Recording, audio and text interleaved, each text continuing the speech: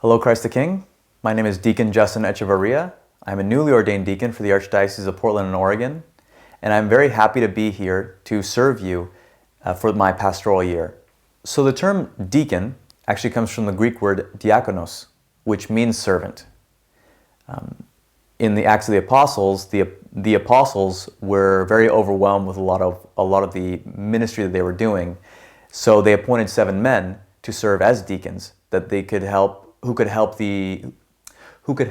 support the apostles, as the apostles would focus on the ministry of the word, while the first 7 deacons, one of them being St. Stephen, the first martyr, to help take care of the needs of the widows and orphans. So it's a position of servant, and also as a position of a leader. My time at Christ the King, I hope to really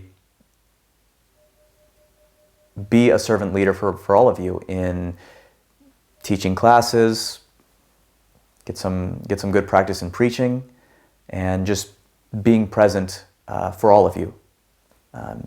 That's what the preparation for priesthood is. You're preparing to be a leader, but out of service. And my main ministry is a ministry of charity. You are all giving me a great opportunity to learn how to be a servant. To be here for you. And it's just been so providential that the Lord has placed all of us together. 2.5 years ago, when the pandemic really hit, and myself, and now Deacon Brent Derschmidt and Father Peter Julia, our vocations director, were sent home from Rome, we actually ended up being quarantined at the Griffin Center. So this was my first introduction, once quarantine had lifted, after those 2 weeks, to the Christ the King community. So funny enough, there are people who still remember, yeah, there were some guys that were living over there. I was one of them. And it turns out that, wow, just a couple years later, I'm back in a post-COVID world. And I'm just very grateful to be with this community in a place that is very familiar. But I hope to become more familiar and really integrate myself to be part of the Christ the King family.